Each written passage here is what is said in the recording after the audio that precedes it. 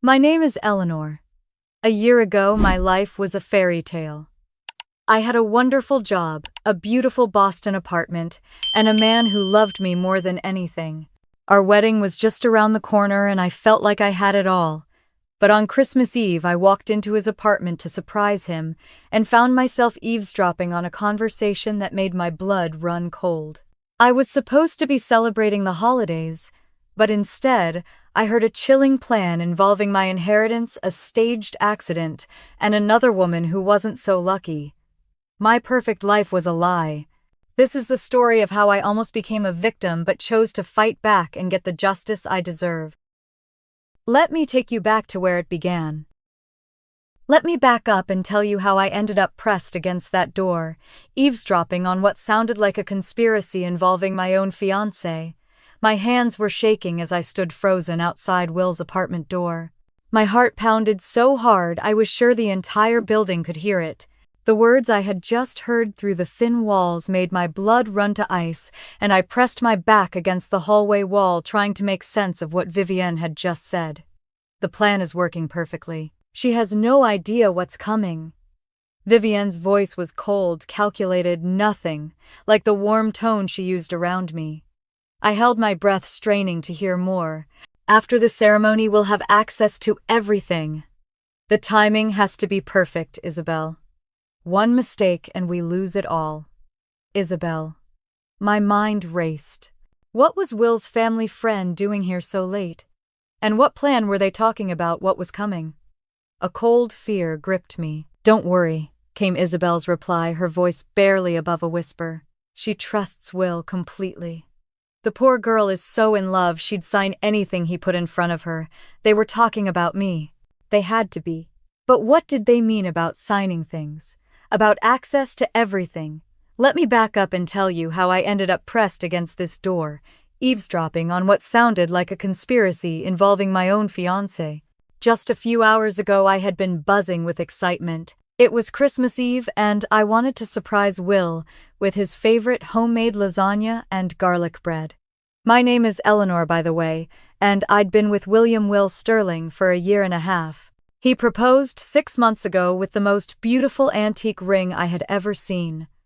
Will was a talented architect, and his charm and wit had swept me off my feet from the moment we met. He was kind, thoughtful, and I truly believed he was the one. My life felt like a fairy tale. I had a great job as an accountant, a cozy little apartment in Beacon Hill, and a fiancé who seemed to worship the ground I walked on.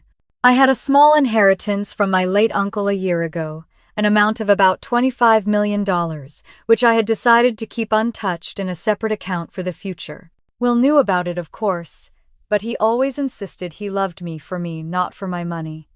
It felt wonderful to have a partner who was so secure in himself, but as I stood there in the chilly hallway, fragments of past conversations and moments came flooding back to me. A year and a half ago, I was happy and surrounded by my friends. Then Will entered my life, and slowly, subtly, things began to change. He never directly told me to stop seeing my friends, but he was a master of passive aggression. A friend would call to make plans, and Will would sigh dramatically, saying how much he was looking forward to our quiet evening alone. Or he would forget to tell me about a group text, making it look like I was ignoring my friends. Over time, I just stopped trying. My social circle shrank until it was just Will. I convinced myself that he just wanted me all to himself because he loved me so much. I had never met his mother Vivienne or her friend Isabel until a few months into our relationship. Vivienne was elegant and sophisticated, and from the beginning she treated me with a distant, almost cold affection. Isabel, on the other hand, was vivacious and warm, and I had always liked her. They both had been incredibly supportive of our wedding plans, and Vivienne insisted on handling everything. I was so grateful I didn't see it as a way for her to control the entire process. They were talking about a ceremony. It could only mean our wedding. They mentioned having access to everything, which I knew meant my inheritance. I also remembered Will had been increasingly insistent that I let him introduce me to a financial advisor he trusted. He said it was for my own good to help me manage the inheritance, but now his words felt like a snake's bite. I heard Vivian's voice again, lower this time. A few days before the ceremony, we'll get her to sign the final papers and then there's the accident. Like with Caroline. A simple fall while hiking. No one will suspect a thing. My stomach dropped. Caroline. I had heard that name before. Will had mentioned her once, an old family friend who had tragically died a couple of years ago. He said her death had been a terrible shock to his family. But Vivian's voice, as she said the words like with Caroline, was devoid of any sorrow. It was cold, calculating, and utterly terrifying. They had a plan. A dark, terrifying plan that involved my money and a staged accident after our wedding. I didn't knock on the door. I turned and ran. I didn't care that it was Christmas Eve and I had nowhere to go. My body was shaking, but my mind was clearer than it had ever been. Everything made sense now. The isolation, the fake financial advice, the constant talk of the future. It had all been a trap carefully set by the man I loved and his mother. I had to get out, and I had to find a way to expose them before I became the next Caroline. My legs carried me down the hallway, the sound of my own heartbeat deafening in my ears. I didn't stop until I was outside, the cold December air hitting me like a slap to the face. The festive Christmas lights seemed to mock me. Just moments ago I was so happy, so full of love and hope. Now all I felt was a chilling dread. My perfect life was a lie. The man I was going to marry, the woman who was going to be my mother-in-law, they were all playing a twisted game with my life. My mind raced back to the very beginning, searching for the signs I had so foolishly ignored. I remembered the first time Will ever subtly made me feel guilty for wanting to spend time with my friends. It was about 8 months into our relationship, and my best friend Jessica had invited me out for a girls' night. I told Will, and he got quiet. Not angry, just quiet. When I asked him what was wrong, he said in a soft, sad voice, "Nothing, honey. I was just really looking forward to a quiet night in with you, but I guess your friends are more important." I felt a pang of guilt so strong that I canceled on Jessica and stayed home with Will. He thanked me with a kiss and a warm embrace, but looking back, I can see it for what it really was. It was a test, and I had failed it. After that, it happened more and more often. I would make plans, and Will would find a way to make me feel guilty about them. He would sigh deeply or act disappointed. He never directly told me not to go out, but he created an environment where I just didn't want to. I started turning down invitations to happy hours, birthday parties, and movie nights. My friends would text me to check in, and Will would always be there to say, "I've got her. She's fine." Eventually, they just stopped asking. My world, once so full of laughter and conversation, became small and quiet. It was just Will and me, and that's exactly what he wanted. He had isolated me, not with a lock and key, but with a whisper and a hug. I was so convinced that his possessiveness was just his way of loving me. How could I have been so blind? My mind went back to the financial discussions. Early on, I was so open with Will about everything, including the inheritance from my Uncle George. He had been a kind man who I adored, and when he passed away last year, he left me a substantial amount of money, about $25 million. I hadn't touched it. I had been planning to use it to start a foundation in my uncle's name, but I hadn't decided on the details yet. Will had always seemed so supportive of my plan. But now I saw the truth. He never cared about the foundation. He only cared about the money. He started talking about our future, our lives together, and how it would be so much easier to manage our money if we just put it all into one account. He even had a financial advisor in mind, a woman he said was an old family friend. He always made it sound so reasonable, so logical, that I never questioned it. He would say things like, "Honey, we're going to be a family. My money is your money, and your money is my money." Now I understood what those words really meant. It was a way for him to gain access to my wealth. And then I remembered a phone call he took one afternoon. I was in the other room and I heard him say, "Vivian, I don't know what to do. The company is on the verge of bankruptcy. I need a way to fix this, and I need it fast." He sounded desperate. But when I walked into the room, he hung up and smiled, saying it was just a business call. He told me everything was fine. I believed him. Of course I believed him. I walked the cold streets of Boston for hours that night, the Christmas lights blurring through my tear-filled eyes. The festive songs felt like a punch in the gut, a cruel joke. I wanted to scream to tell everyone what I had just heard. But who would believe me? Would they think I was crazy? Would they think I was just a jealous girl who had found out her fiancé was in financial trouble and was trying to sabotage him? I had no proof, only a few chilling words I had overheard. I returned to my apartment hours later, exhausted and numb. I sat on my couch in the dark, the lights of my own Christmas tree illuminating the room. I looked at the gifts piled beneath it, the one from Will on top. A beautiful leather-bound journal. I thought it was a thoughtful gift at the time, a place to write down my thoughts to plan our future. Now I saw it for what it was, a way for him to keep me busy, to make me feel like I was a part of something big and beautiful, while he and his mother were planning to end it all. I felt sick to my stomach. My perfect world had crumbled into dust. My perfect world had crumbled into dust, but the pieces of that shattered world were sharp. They were cutting through my numbness, forcing me to feel something beyond fear. A cold, hard anger was settling in my gut. I wasn't just a victim. I was going to find out everything. I had to have proof that would hold up outside of my own head, evidence that could convince anyone who thought I was just a hysterical woman. I spent all of Christmas Day hunched over my laptop, the festive music on the radio, feeling like a cruel joke. I started with Sterling Architectural Design, Will's company. He had always been so secretive about his business, brushing off my questions with a patronizing chuckle. "It's all boring business stuff, honey. Let me handle it." I had let him. I had trusted him. Now I realized he was hiding something far more sinister than I could have imagined. I pulled up the company's public records, diving into a rabbit hole of financial reports and legal documents. It was a mess. There were lawsuits from former clients, complaints from suppliers for unpaid invoices, and a staggering amount of debt. The company was hemorrhaging money, and its credit score was in the gutter. I looked at the timeline. The debt had ballooned right around the time my Uncle George passed away and left me my inheritance. It was too perfect to be a coincidence. My $25 million wasn't a bonus for our life together. It was a desperate lifeline to save his failing company. Next, I turned my attention to Isabelle Dubois. She had seemed so lovely at the party, her compliments about the lasagna so genuine. It was a brilliant performance. A quick search of her name brought up a strange collection of articles from years ago. There was an old news story about a financial scam in Nevada. A woman named Isabelle Dubois had been part of a ring that had scammed millions of dollars from vulnerable people. She had posed as an investment advisor, charming and charismatic, before disappearing with her clients' life savings.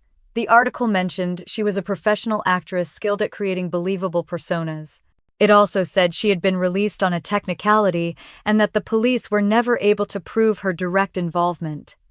My blood ran cold. She wasn't Vivienne's friend. She was her partner in crime, a professional con artist brought in to play a part in this sick little play they had written for me. The more I uncovered, the more my stomach churned. It all fit together. The passive aggression, the subtle ways he had isolated me from my friends, the constant talk of our shared future and shared finances. It was all a carefully laid trap. I felt so foolish, so incredibly naive. How could I have fallen for it so completely? My mind flashed back to the way he had looked at me, the way he had told me he loved me. Was any of it real? Or was it all just part of the act? A tear rolled down my cheek, but I didn't wipe it away. I was done crying. I was going to fight back. I wasn't going to be another victim. I was going to be the one who exposed them.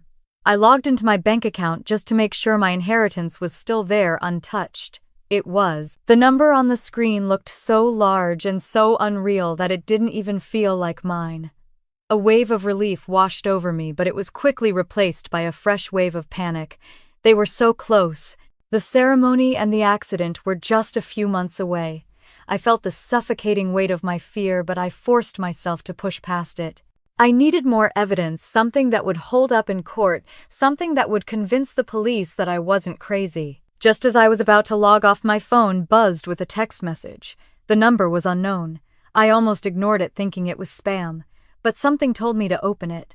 The message was short and to the point. It simply said, "They've done this before. Don't sign anything. Meet me at the Daily Grind tomorrow at 3 p.m. My heart jumped into my throat. Who was this? How did they know what was happening? I quickly typed, "Who is this?" The response came back almost instantly. "You know me. I'm Will's brother. My name is Leo." I stared at the name, my mind reeling. Leo was the quiet, artistic one. I had only met him a few times, but he had always seemed kind. But why would he contact me? And how did he know about the plan? I thought about the conversation I had overheard, like with Caroline. Leo's text said, "They've done this before. It couldn't be a coincidence." He had to know something. He had to be my only hope. I wasn't alone in this. My hands were shaking as I walked toward the entrance of the Daily Grind, a small coffee shop in a quiet part of Boston. The air was crisp and cold, but I barely felt it. My mind was a jumble of questions and fears. Why would Leo do this? Was this some kind of sick test? Was he involved in the plan? 1,000 different scenarios played out in my head, each one more terrifying than the last. But a voice inside me, a new, stronger voice, told me that this was a risk I had to take. I had no one else to turn to. I pushed open the heavy glass door and stepped inside.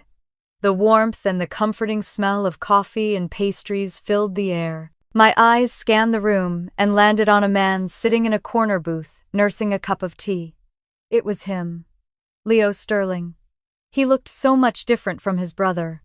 Will was all clean lines and perfect suits. Leo was more artistic, more real.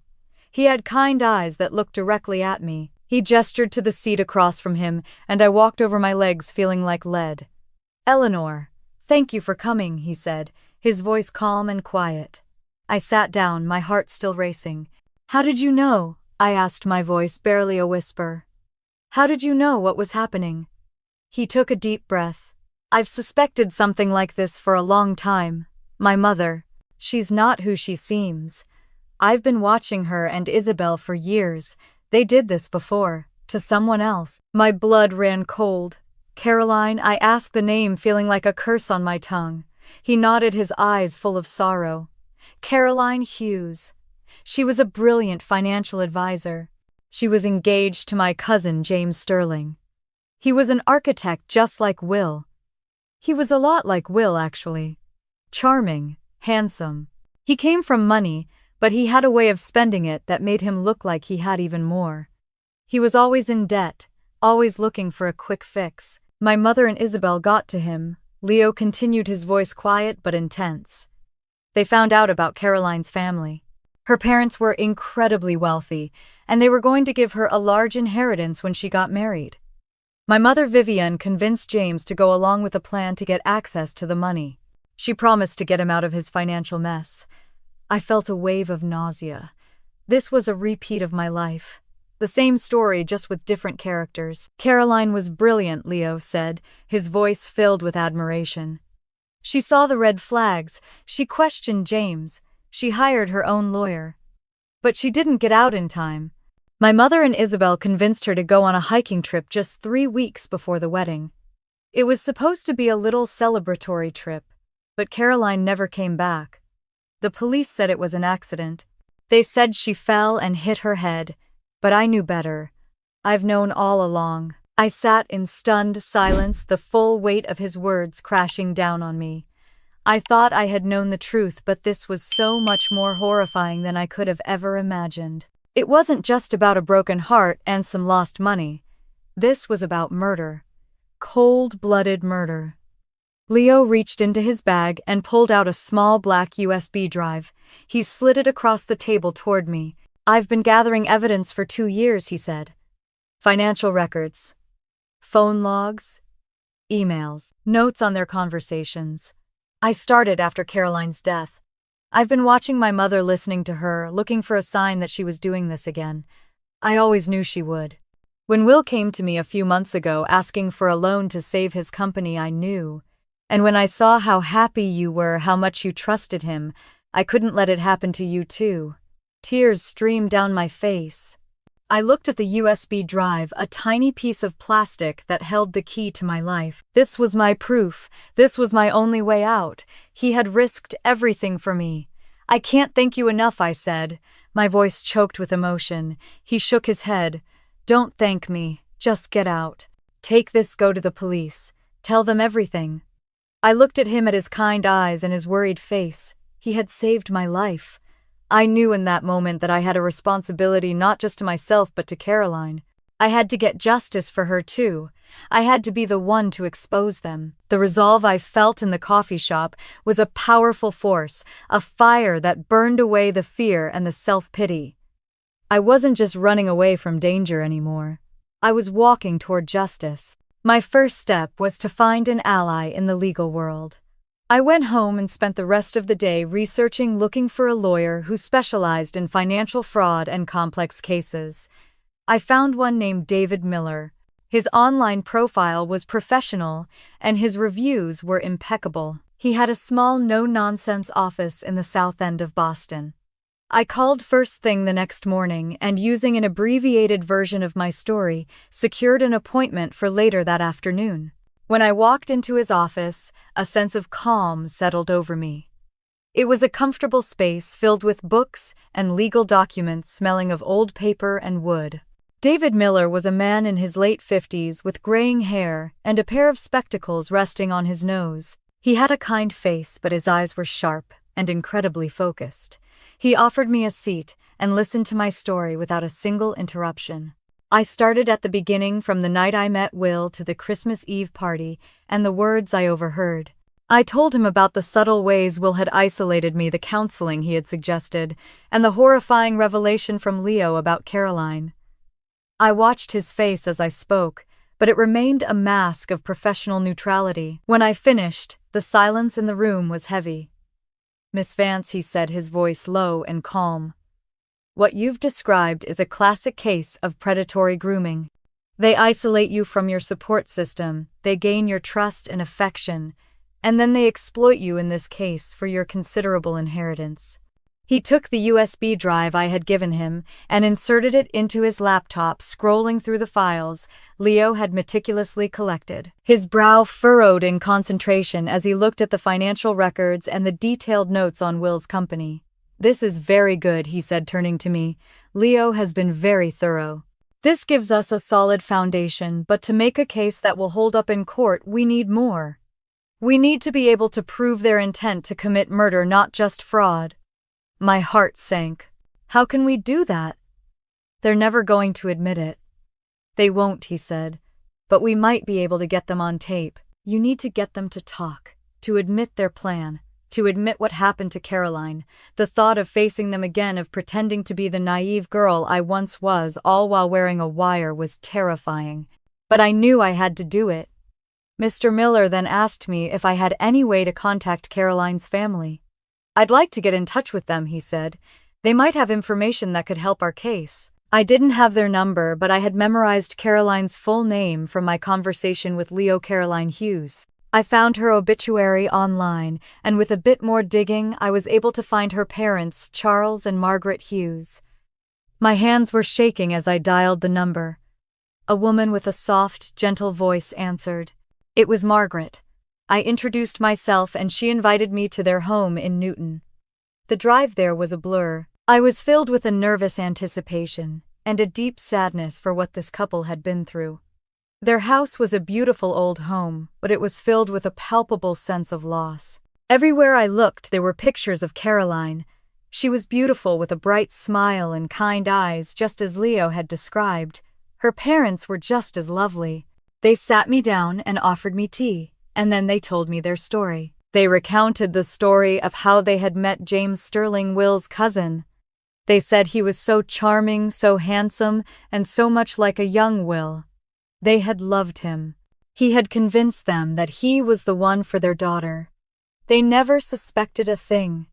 They told me about the last phone call they had with Caroline just a few days before her death. She had sounded worried and had said everything was fine.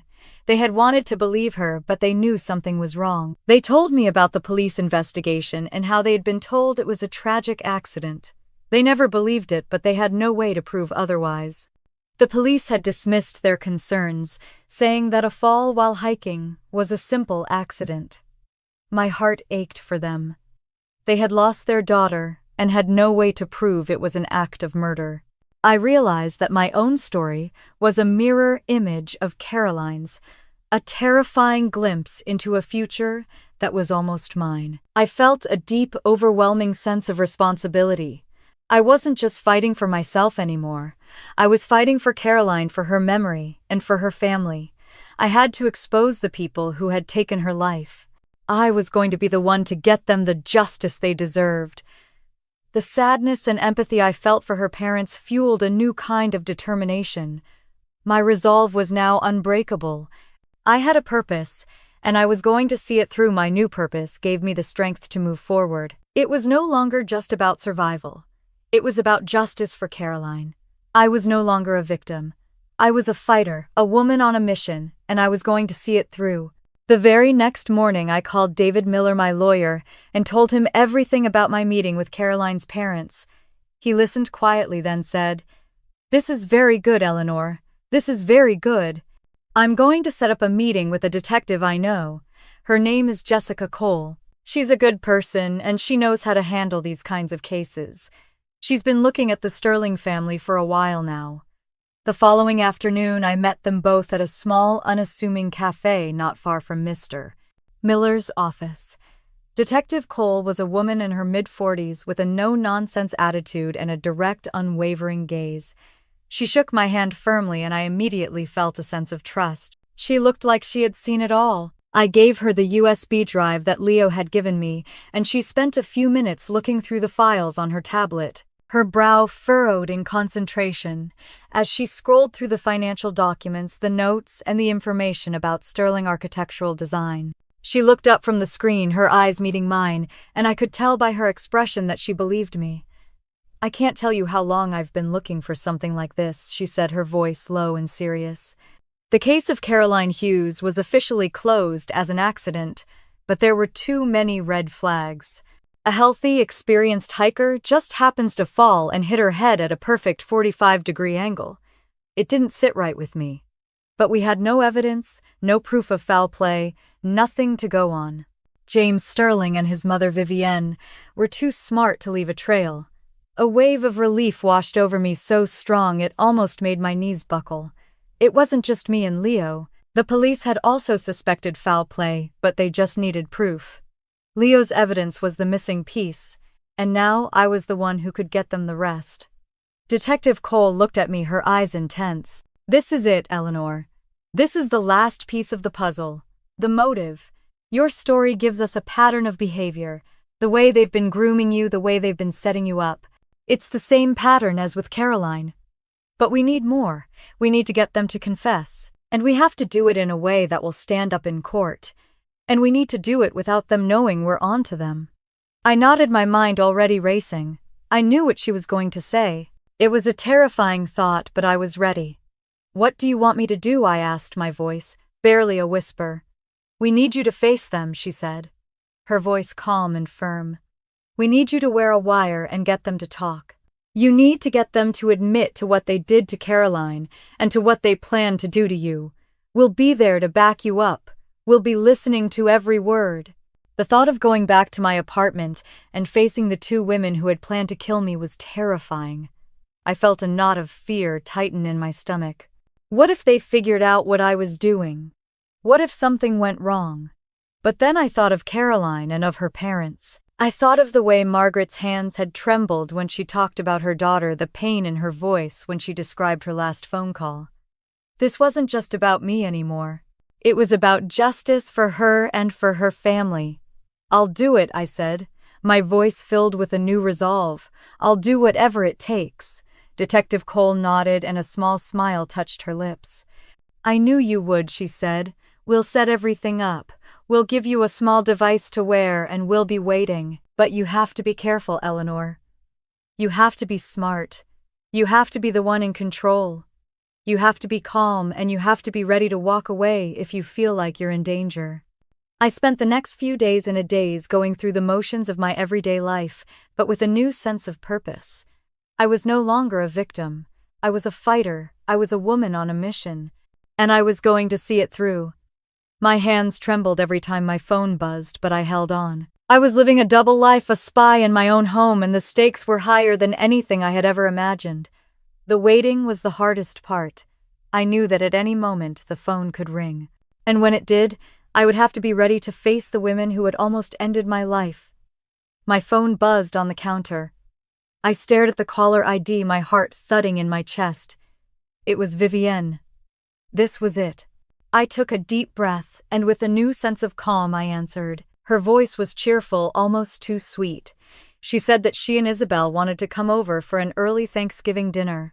They wanted to have a special celebration with Will and me before the wedding, just the four of us. I knew instantly that this was a trap. They were coming to get me to sign the papers. They wanted to finalize the plan.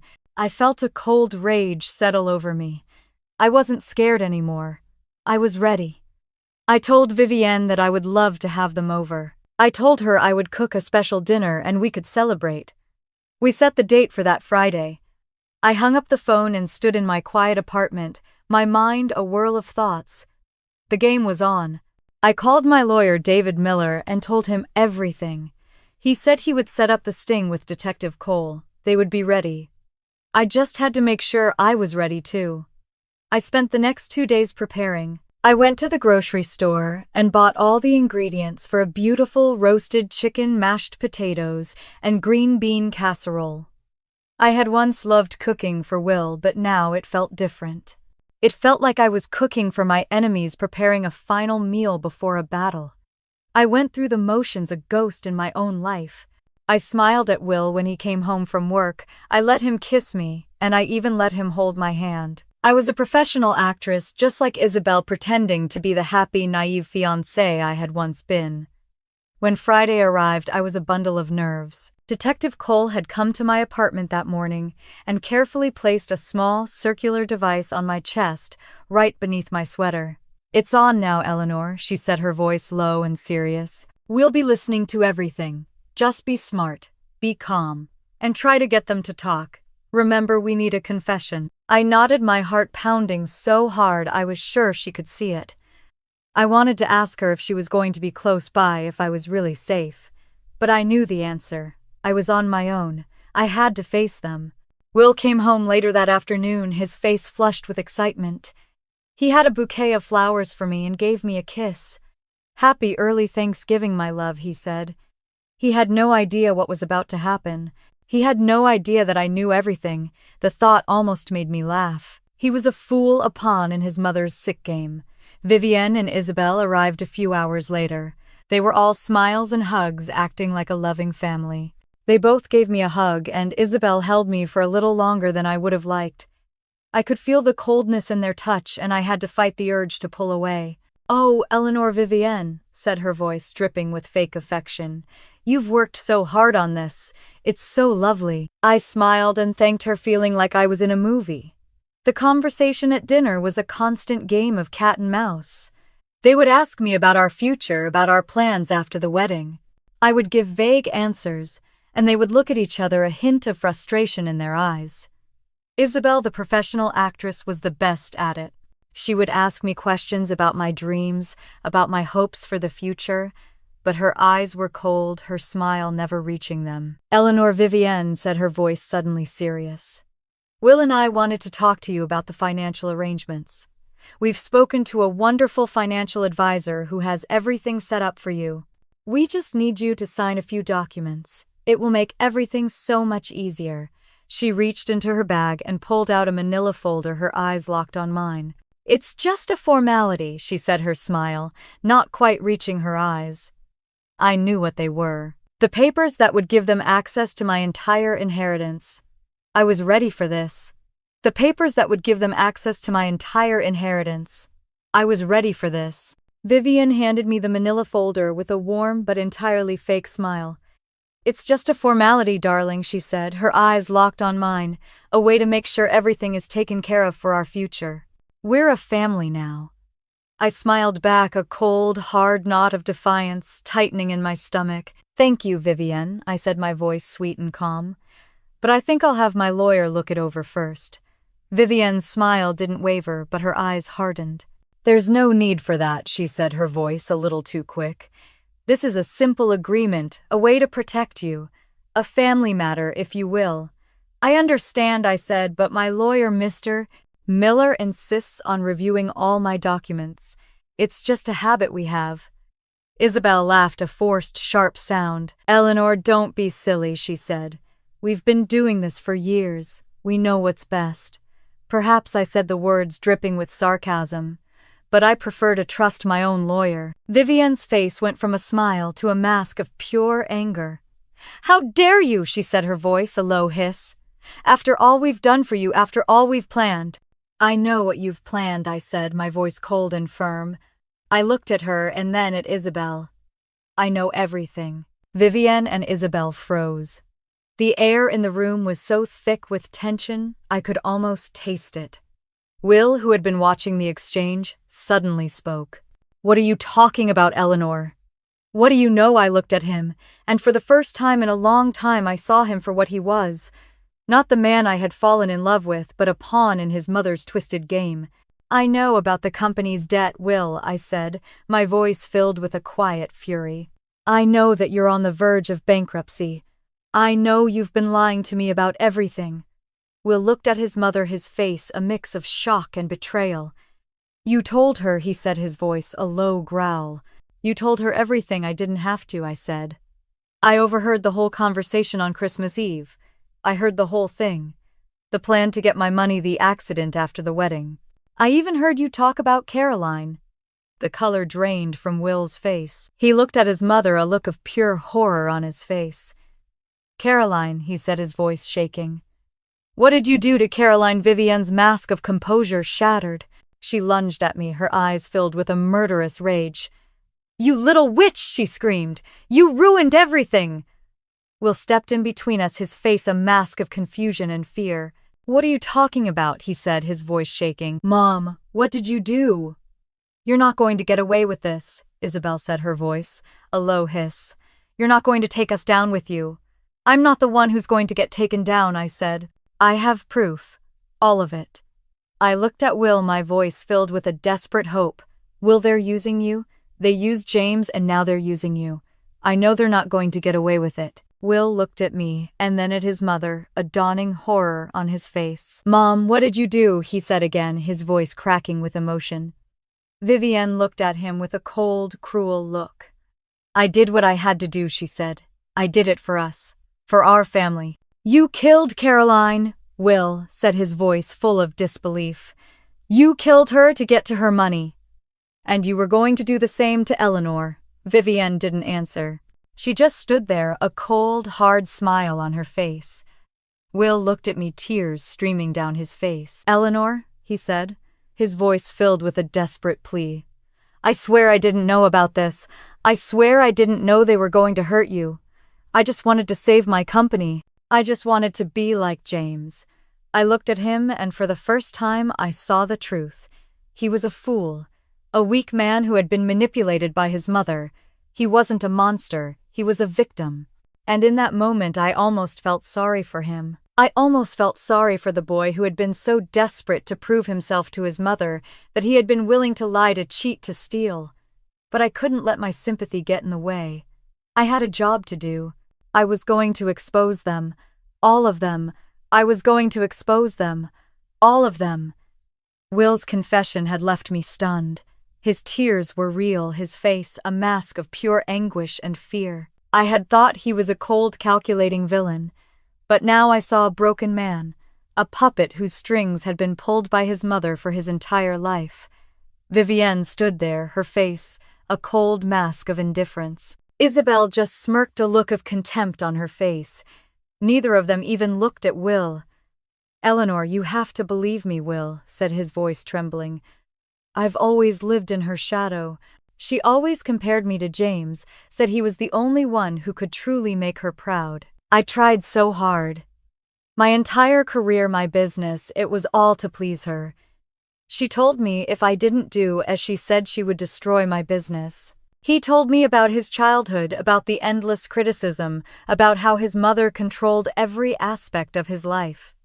She chose his friends, his school, and even the women he dated. He had once been in a serious relationship with a woman, but Vivienne found a way to break them up.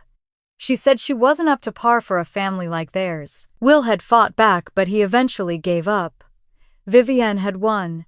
She told me you were my last chance, Will said, his voice choked with emotion.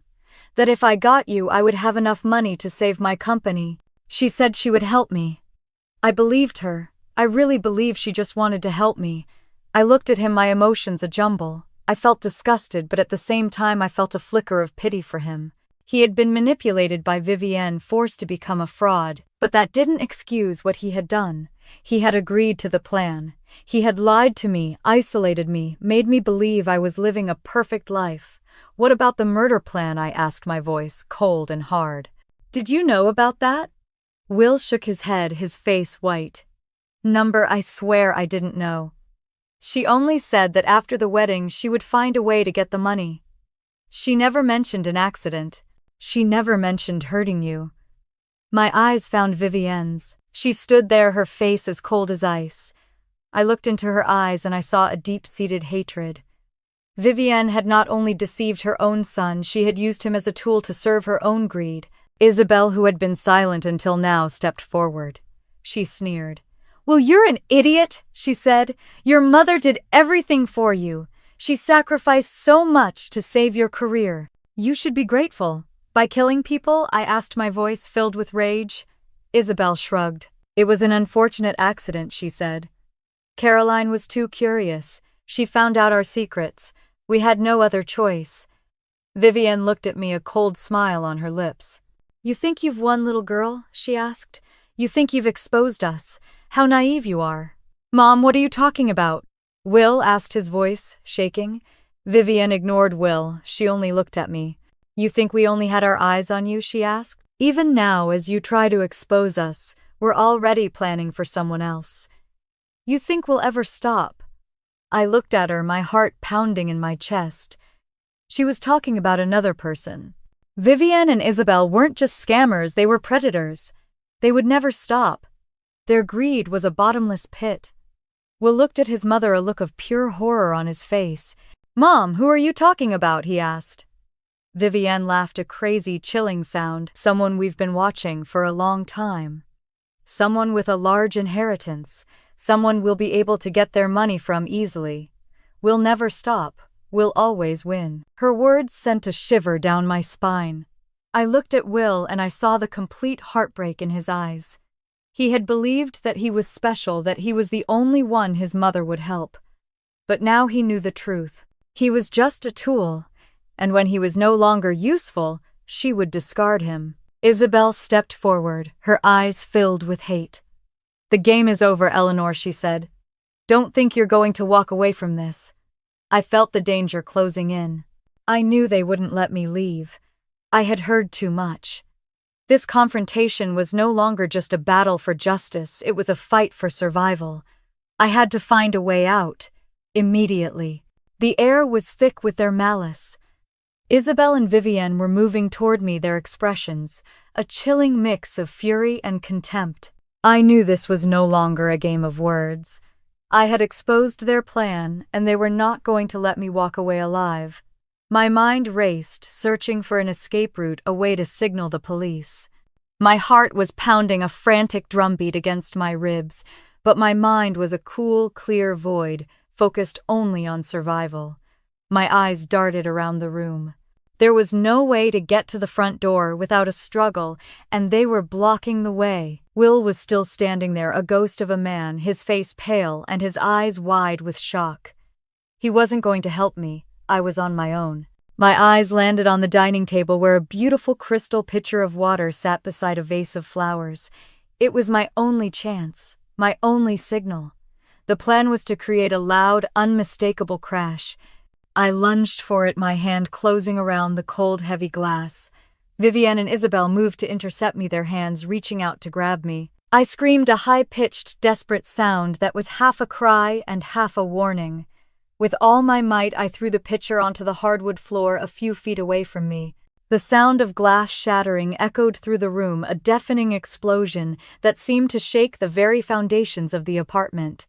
"She's attacking me," I screamed, a lie that was a desperate plea for help. Vivian and Isabel froze their faces, a mask of disbelief and pure rage. In that single breathtaking moment of pure chaos, the front door of my apartment burst open. A team of police officers led by Detective Jessica Cole stormed into the room, their guns drawn. They were here. They had heard the signal. "Police, get on the ground." Detective Cole's voice was a sharp, commanding sound that cut through the silence. Vivian and Isabel didn't move. They just stared, their faces a chilling blend of shock and cold fury. They had been so sure of their plan, so certain that they were in control, but in one single catastrophic moment their world had come crashing down. Detective Cole moved quickly, her movements precise and efficient. She cuffed Vivian first, her voice calm as she read her rights. "Vivian Sterling, you are under arrest for conspiracy to commit murder and financial fraud." Vivian's mask of composure shattered. She looked at me, her eyes filled with a murderous rage.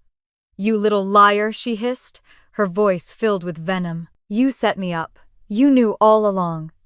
"I didn't set you up," I said, my voice shaking but steady. "You set yourself up. You planned to kill me. You planned to kill Caroline." Isabel was next. She didn't fight back. She just stood there, her face devoid of any emotion. She looked at me with a cold, hateful stare, a silent promise of future revenge. Detective Cole cuffed her too, reading her the same charges. "Isabelle Dubois, you are under arrest for conspiracy to commit murder and financial fraud." Isabel still didn't say a word. She just looked at me with those cold, empty eyes, a look that told me she would never forget this. Will was the last one. He was still standing in the middle of the room, a statue of a man, his face a ghostly white. He looked at his mother, a look of ultimate betrayal on his face. He looked at me, and his eyes were filled with a desperate plea for forgiveness. Detective Cole walked over to him, her voice softer now. "Will Sterling, you are under arrest for financial fraud." Will didn't fight back. He just let her cuff him, his body limp and defeated. He looked at me, and I could see the truth in his eyes. He wasn't a monster. He was just a boy who had been used and betrayed. He had made a choice, a terrible one, but he was a victim of his mother's cruelty, just as I was. I almost felt sorry for him. But then I remembered Caroline, and I remembered the look in her parents' eyes when they talked about her. My sympathy evaporated. He had made his choice. He had signed his name to their twisted plan, and now he would have to face the consequences. Detective Cole walked over to me, her face filled with a professional concern. "Eleanor, are you okay?" she asked. I nodded, unable to speak. My body was shaking, a residual tremor from the adrenaline. The nightmare was over. The people who had planned to kill me were gone. The silence in the room was a gift.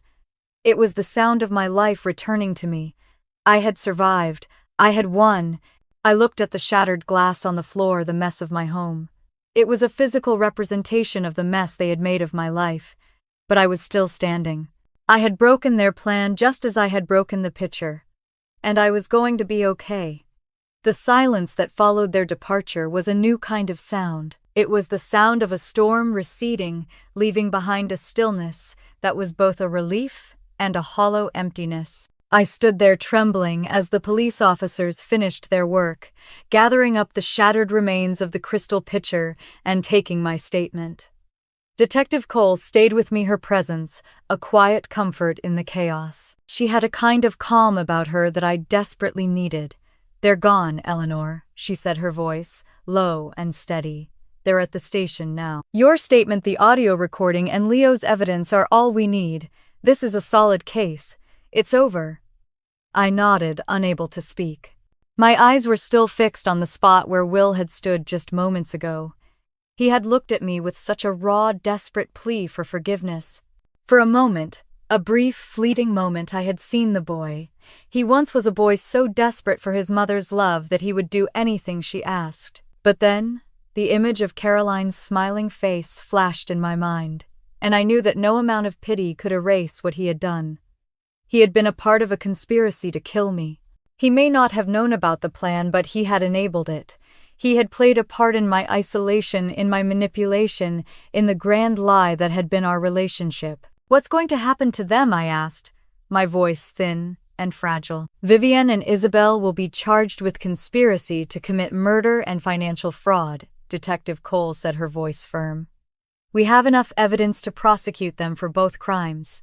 Will be charged with financial fraud. We'll have to see what he says. His cooperation might affect his sentence, but he's still a part of this. He enabled them. I felt a sense of finality in her words. This wasn't a game anymore. This was real. These people who had been a part of my life were now going to prison. I thought of the way Vivian had looked at me, her eyes filled with a murderous rage, and a shiver ran down my spine. She was a dangerous, cruel woman.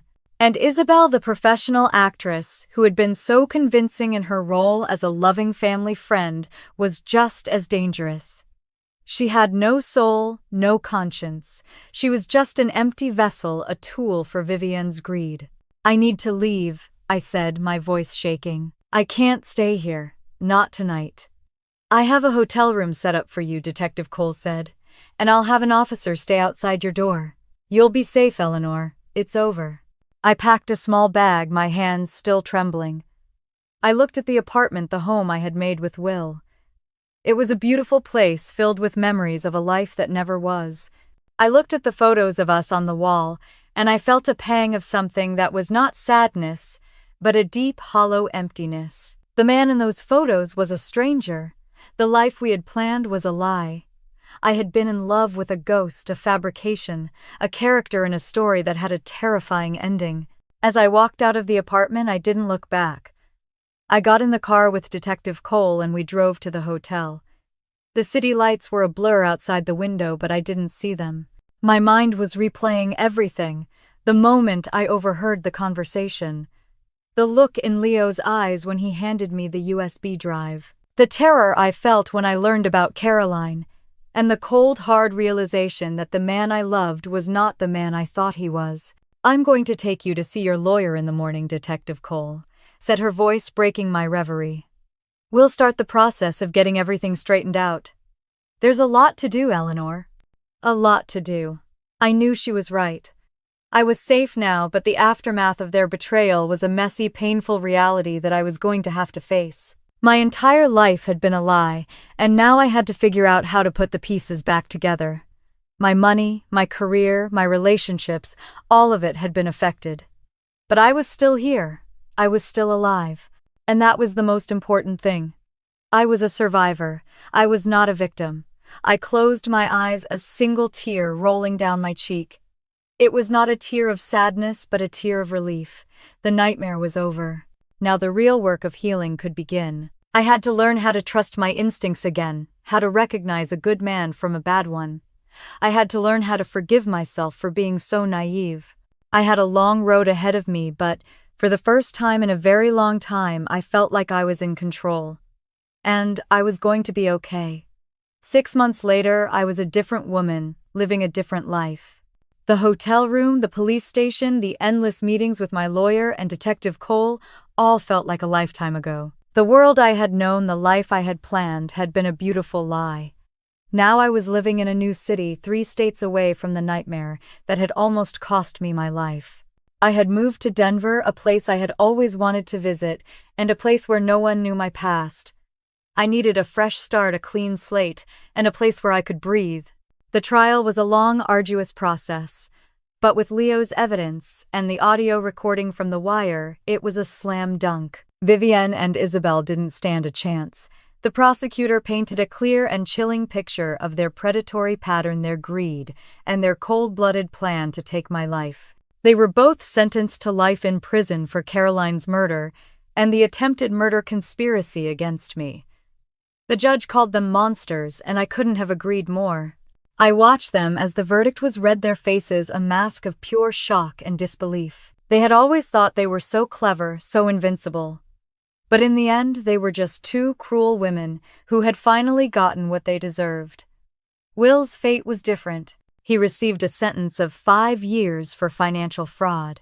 The judge in his sentencing acknowledged that Will had not been aware of the murder plot and that his testimony had been crucial in exposing his mother's full deception.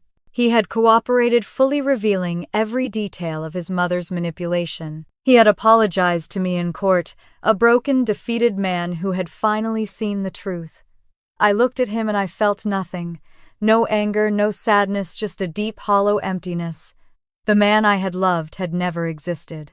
He had only been a character in his mother's twisted play. Leo visited me once in my new apartment in Denver. He came with a sad smile and an apology on behalf of his family. He told me that he had cut all ties with them and that he was starting a new life just like I was. He gave me a hug, a genuine, heartfelt hug, and I knew in that moment that he was a good person. He had saved my life. He was a hero in my story. I was in therapy, learning to trust my instincts again and recognizing the red flags I had missed. I had been so wrapped up in the fairy tale romance that I had ignored the whispers of my own intuition. The experience had been traumatic, but it had also made me stronger and more aware. I was no longer a naive girl who saw the world through rose-colored glasses. I was a woman who had faced her own mortality and had lived to tell the tale. I was a survivor. I started a foundation to help other women avoid financial predators, using my inheritance for something positive instead of letting it sit untouched. I named it the Caroline Hughes Foundation in her honor. Caroline's parents became close friends, and together we worked to make sure no other woman would fall victim to people like Vivienne and Isabel. We hosted workshops, we spoke at conferences, and we created an online community where women could share their stories and find support. The foundation was a way for me to turn my pain into purpose. It was a way for me to honor the memory of the woman who had lost her life, and a way to protect the women who came after me. Sometimes I still woke up from nightmares about what could have happened if Leo hadn't warned me, or if the police hadn't been investigating already. The what-ifs were a constant companion, a ghost in my mind. But mostly I felt grateful to be alive and determined to use my second chance wisely. I learned that love without trust is just manipulation, and that the most dangerous predators are often the ones who seem the most charming. I learned to listen to that voice in my head that whispers when something isn't right. That voice had saved my life. It had been there all along, but I had been too blind to listen. Now I heard it loud and clear. It was the voice of my own strength, my own intuition, my own self-preservation. It was the voice of a woman who was finally in control of her own life. If you've been through a similar story, or if you feel like something isn't right in your own relationship, please listen to that voice. It's the most powerful tool you have. Share your story in the comments below, and let's create a community of strong, independent women who are not afraid to fight for themselves. Thank you for listening to my story. If you'd like to hear more stories of revenge and justice, please like, comment, and subscribe.